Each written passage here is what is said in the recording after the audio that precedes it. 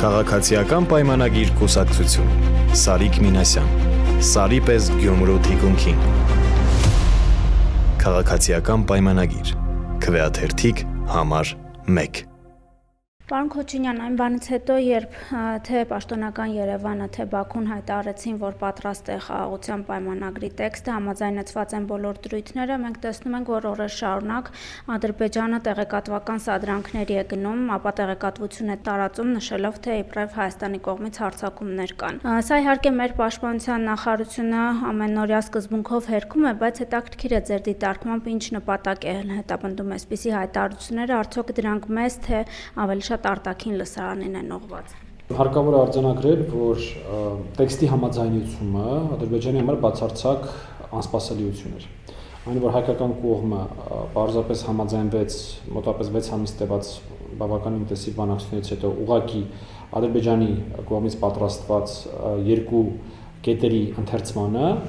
եւ դրանով իսկ ըստ էության համաձայնեցված դարձավ ամբողջ խաղաղության պայմանագրի տեքստը, դա անսպասելի էր Ադրբեջանի համար։ Ադրբեջանին բավականին ձեռնտու էր եւ շարունակում է մնալ այս ոչ խաղաղություն, ոչ պատերազմ իրավիճակը, որը որ կա Հայաստանի ու Ադրբեջանի մեջ, որովհետեւ դա մի կողմից հնարավորություն է ստեղծում ցանկացած պահի, երբ որ կլինի դրա հարմար միջազգային կոնյունկտուրան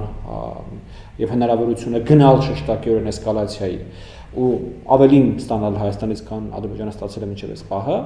եւ մյուս կողմից դա հնարավորություն է հավերժ ձգձգելու ուրեմն գործընթացները, ասելով, որ օրինակ դա Հայաստանն է ձգձգում այդ խաղաղության process-ը եւ դրանով իսկ օրինակ փակ բայլով հայ-թուրքական սահմանը եւ այլն եւ այլն։ Հիմա, երբ որ այս իրավիճակը շշտակիորեն փոխվեց, Բաքուն սկսեց ցնցումների մեջ ընկած ինչ որ լուծումներ գտնել, փորձելով կառավարել իրավիճակը եւ դրա մի գործիք ընտրվեց այդ հայտարարությունները թե հայկական կողմից շարունակվում են ուրեմն հրետանական, չգիտեմ, կրակոցները, հրադադարի ռեժիմի խախտումները, որոնք պարբերաբար այսպես օրական 2-3 անգամ այդ հայտարարությունները արվում են, ինչը մեր կողմից ոչ միայն հերքվում էր, այլ նաև եղավ վարչապետի աշտակազմի համապատասխան հայտարարությունը, որը որ ես շատ եմ կարևորում, հետևյալ բովանդակությամբ, որ հայկական կողմը առաջարկում էր ստեղծված իրավիճակի, եթե Ադրբեջանը այպնդում է, որ այսպեսի միջադեպեր են տեղի ունենում, ստեղծված իրավիճակի լուծումներ։ Համատեղ մեխանիզմ ուրեմն ռեժիմի խախտման արձանագրման, երկրորդ համատեղ մեխանիզմ այդ ռեժիմի խախտման հետաքննությունների եւ այլն եւ այլն, այսինքն կոնկրետ լուծումներ են առաջարկվում, որոնց Ադրբեջանը որևէ կերպ չի արձագանքում։ Այնտեղ նաեւ առաջարկում է դելիմիտացիա դեմարկացիան շարունակել, առաջարկում է խաղաղության պայմանագիրը ստորագրել եւ այլն եւ այլն։ Հիմա այս ամեն ինչին Ադրբեջանը չի արձագանքում կամ արձագանքելուց արձագանքում է նախապայմանների լեզվով։ Ընդ որում առաջին մի քանի օրերին Ընդհանրապես այս տպավորությունն է, որ այդ օրը որ Բաքվում առաջինն է արթնանում, ինքը տենց երևակայում է եւ մտածում է նոր ինչ պահանջներ պետք է դնի, այնտեղ սկսեցին ասել ապա ռազմականացում, ապա ռազմականացված գոտիներ, ամրացված շրջանների ապա մոնտաժում, զենքը հետ ուղարկել, այսպես ինչը մեկը մեկից ավելի աննորմալ ինչ որ առաջարկներ էին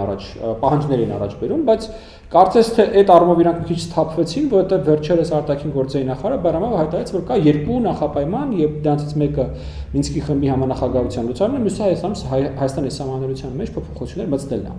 Սա էլ է իրականում անհասկանալի, որովհետեւ մի կողմից եթե կան նախապայմաններ ու պահանջներ, ինչի դրանք Ադրբեջանը իր իսկ ուղարկած տեքստում չի ներառել, սա առաջին հարց, եւ երկրորդ ավելի բովանդակային առումով, ըստ էության Հայաստանը համաձայնվել է Մինսկի խմբի ուրեմն լուծարման հետ, ստորագրում ենք խաղաղության պայմանագիրը եւ նույն օրը կարողանում ենք լուծարել Մինսկի խումբը, որովհետեւ խնդիր չկա Հայաստանի տեսանկյունից, այսինքն շարունակել պնդել թե կա երկու հիմնախնդիր իրականում սխալ է, որովհետեւ նույնիսկ եթե իրանց այսպես բառապաշարն ու լեքսիկոնն եք վերստում, կա մեկ հիմնախնդիր եւ դա ըստ իրենց Հայաստանի սահմանադրությունն է, որը նույնպես ըստ մտածվածին էլեմենտարիլպես, որովհետեւ կա Հայաստանի Հանրապետության սահմանադրական դատարանի որոշումը, որը ամբողջությամբ կարգավորում է հարցը, այսինքն հստակ է, որ այն հղումները, որոնց վրա իրենք անում են, այդ հղումները չեն հանդիսանում ՀՀ սահմանադրության տեքստի մաս։ Պարոն Քոչինյան, նաև վարչապետն է արդեն մի քանի գրառում արել կապված այս սադրանքների հետ, նշելով, որ Հայաստանը պատրաստ է հենց այս պահին ստորագրել խաղաղության պայմանագիրը, այս հայտարարությունները ինչ-որ կերպ փորձ են կանխել հնարավոր ավելի մեծ էսկալացիաները Ադրբեջանի կողմից, ինչ է կարծում, քարոզչական նշանակություն ունեն, թե ինչ-որ բանի փորձ է ստեղծել։ դա առաջին հերթին փորձ է համաշխարհային հանրության ուշադրությունը գրավելու իրավիճակի վրա, գործընթացի վրա,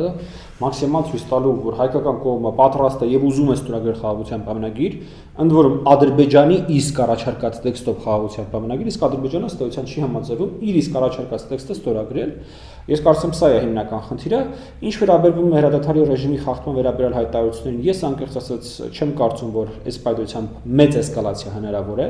Միևնույն ժամանակ չեմ բացառում չափերով եւ այսպես խորությամբ փոքր էսկալացիայի հնարավորությունը, որը որ կդառնա ինչ որ չափով, այսպես գագաթնակետը այս ուրեմն քարոզի, որը անում է Ադրբեջանը, դա անում է ինչ նպատակով, որովհետեւ ստեղծվել է բավականին պոզիտիվ ֆոն ուրեմն ամբողջ աշխարհում այս գործընթացի հետ կապված, այ բոլորը կոչ են անում գնալ այլևս պահ չկորցնել, գնալ խաղաղություն ստորագրել, սրա երևի թե այսպես գագաթնակետ եղավ Միացյալ Նահանգների նախագահի անվտանգության գծով խորհրդականի համապատասխան հայտարարությունը, եւ Ադրբեջանը ունի իր առջև դրած խնդիր ջարդելու այս պոզիտիվ տենդենսը, հասկանում եք, այս ամեն ինչի զուգահեռ ասում ինչ խաղաղության մասին եք խոսում, երբ որ Հայաստանը կրակում է։ Եվ երբ որ օրինակ մահեր կան, իրանց համար բավականին այսպես արդյունավետ զարգացում կներ, եթե այդպիսի հայտարարություններ կարողանային անել, այնպես որ այսպես փոքր մասշտաբներով էսկալացիան ես չեմ բացառում։ Ըստ էության Բաքուն կարող է ասել, որ չի ուզում ընդհանրապես ստորագրել։ Ես կարծում եմ, որ Բաքվում իրավիճակը հետևյալն է, հաշվարկը ավելի ճիշտ հետևյալն է, որ այս պայմանությամբ խաղաղության պայմանագիրը ավելի շատ ձեռնտու է Հայաստանին եւ ավելի շատ բան խաղաղության պայմանագրից ստանում է Հայաստանը, ուստի իրենք չեն շտապում ստորագրել խաղաղության պայմանագիրը, քանի դեռ կամ Հայաստանից, կամ որևէ մեկ այլ խաղացողից իրենք չեն ստանում հավելյալ կալորիաներ, որ առնվազն իրանց ընկալմամբ լինի հավասար արդյունքներ խաղաղության պայմանագրի ստորագրման։ Հիմա Հայաստանից պահանջները դա սահմանադրությունն է օրինակի համար կամ կոմունիկացիաների թեման է, բայց այստեղ նույնիսկ եմ ուզում գտնել, որ չեմ բացառում իրավիճակ, երբ որ Ադրբեջանը փորձի կամ ցանկանա այդ լրացուցիչ կալորիաները ստանալ այլ խաղացողներից, օրինակ արևմուտքից, մեր արևմտյան գործընկերներից, Միացյալ Նահանգներից, Եվրոպական միությունից, անդորում կալորիաները կարող են ինչպես ֆինանսական, տնտեսական, ենթակառուցվածքային, նույնիսկ ռեժիմի անվտանգության ամենատարբեր բաները կարող են ցանկանալ ստանալ Ադրբեջանում, բայց ինձ թվում է խնդիրը այդտեղ է, շան գլուխը կոպիտ ասած այդտեղ է թաղված, ոչ թե չգիտեմ, այդպես թե իրենք սկզբունքորեն չեն ուզում Հայաստանի հետ խաղաղության պայմանագիր ստորագրեն, այլ ըստ իրենց հաշվարկի Հայաստանը ավելի շատ բան է ստանում այդ խաղաղության պայմանագրից եւ իրենք ուզում են հավելյալ կալորիաներ։ Ձեր կարծիքով մեծ են ճնշումները Բաքվի վրա։ Ոչ, այս պատմությամբ ճնշում կարելի ասել նույնիսկ չկա էլ։ Այո, կան հայտարարություններ եւ նորից շատ կարեւոր է Միացյալ Նահանգների նախագահի անվտանգության գծով խորհրդականի հայտարարությունը, բայց խոսել կոնկրետ ճնշումների մասին դեռևս վաղ է։ Պարոն Քոչինյան, նաև շատ է շահարկվում համաձայնագիր պայմանագիր ձևակերպումները,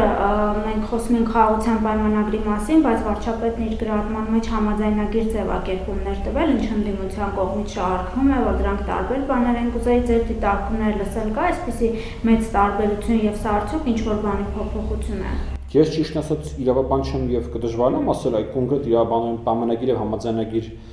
ձևակերպումների տարբերությունը որն է, բայց ինչքան որ ես հասկանում եմ առնվազն մեր կողմից եղած հայտարարություններից, այն փաստաթուղթը, որը քննարկվել է, ինքը ենթադրում է ստորագրում, սահմանադրականության ստուգում եւ ռատիֆիկացիա պարլամենտի կողմից, այսինքն սա հնարավոր ամենաբարձր մակարդակի փաստաթուղթ է երկու պետությունների միջեւ եւ սա խաղաղության փաստաթուղթն է։ Հիմա սա հայերեն լեզվում կոչվում է պայմանագիր թե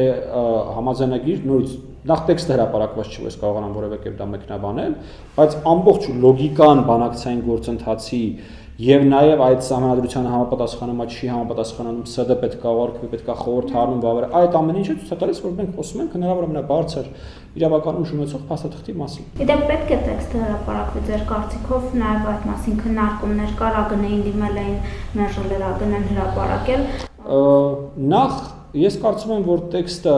այս պայծրությամբ ընդհանուր առմամբ եթե մարդը բավականաչափ հետաքրքրված է, կարա հասկանա տեքստը ինչի մասին է, իհարկե չբացառելով, որ այնտեղ կարող են լինել ձևակերպումներ, որոնց մասին այսպես լայն ընկալում դեռևս չկա, բայց ինչ վերաբերում է տեքստը հրապարակելուն, առանց երկու կողմերի միջև ձեռքբերված պայմանավորվածության դա կոռեկտ քայլ չի լինի։ Իհարկե մյուս կողմից կարող ենք ասել, որ Ադրբեջանն էլ իրեն կոռեկտ չպայեց, երբ օրինակի համար միայնակ արեց հայտարարությունը տեքստի համաձայնեցման մասին, որտեղ սովորաբար այդպիսի հայտարարությունները արվում են համատեղ, այսինքն երբ որ տեքստը համաձայնեցվում է, երկու երկրները համատեղ հայտարարությամբ են հանդես գալիս։ Իհարկե այդ առումով Ադրբեջանի պահվածքը կոռեկտ չէր, բայց հիմա միակողմանիորեն գնալ տեքստի հրապարակմանը դա կարող է օրինակ հիմա Ադրբեջանին ինչ-ինչ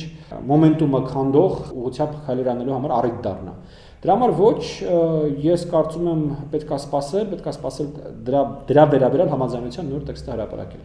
Հայաստանի ներսում կարող են լինել խոչընդոտներ ըստ պայմանագրի ստորագրման համար, այսինքն ընդդիմության հնարավոր գործողությունները ձեր կարծիքով կարող են հասցնել այնպիսի մի կետի, որ Երևանը հրաժարվի։ Այս պայմանությամբ նման հնարավորություն չկա, ընդդիմությունը չունի նման կարողություններ ըստ պայմանությամբ Հայաստանում, բայց դա չի նշանակում, որ դա հնարավոր չէ վաղը։ Եվ դա եւս մեկ անգամ ցույց է տալիս, թե ինչքան կարեւոր է օգտագործել այն պատմական պահը, որ հիմա ստեղծվել է։ Գիտեք, ես առաջին մասնակցության պատմաբան եմ, եւ ես կարող եմ ասել, շատ հաճախ ա եղել պատմության մեջ դեպքեր, երբ որ այն ինչ որ հնարավոր է եղել այսօր այս պահին, հնարավոր չի եղել վաղը, հնարավոր չի եղել հաջորդ օրը, հնարավոր չի եղել մի ամիս հետո, հա։ Դրա համար հիմա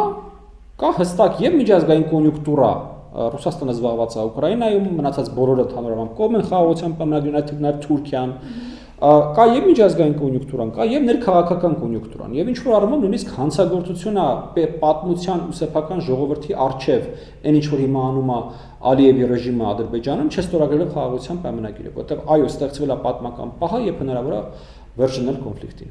Իսկ ձեր դիտարկմամբ դա պետք է անել նախքան սահմանադրական փոփոխությունները, որովհետև խոսքի սկզբում դուք իհարկե նշեցիք, որ այդ պահանջն է դնում։ Ամեն դեպքում կարծես Հայաստանի վարչապետն էլ կողմ է փոփոխություններին, ստորագրումը նախքան, թե այսինքն Հայաստանը պետք է պնդի, որ նախքան այդ փոփոխությունները։ Ինձ համար այս պատմությամբ հասկանալի չէ Հայաստանի իշխանության դիրքորոշումը սահմանադրության թեմատիկայով, որտեղ մենք բավականին տևական ժամանակ տեսել ենք հայտարարությունների մասին, որ սահմանադրության մեջ որևէ խնդիր չկա եւ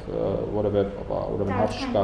տարածքային պահանջ չկա Ադրբեջանի նկատմամբ։ Մյուս կողմից մենք վերջերս տեսնում ենք հայտարարություններ, որ սահմանադրությունը պետք է փոխվի, պետք է տեքստը լինի մինչև 26 թվականի ընտրություններ, նաև տեսնում ենք արտադատության նախարարի հայտարարությունները, որ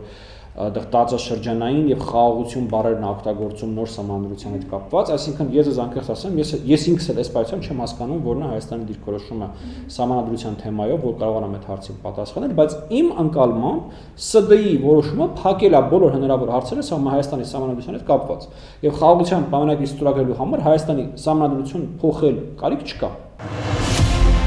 Քաղաքացիական պայմանագիր կուսակցություն Սարիկ Մինասյան Սարի պես Գյումրու թիկունքին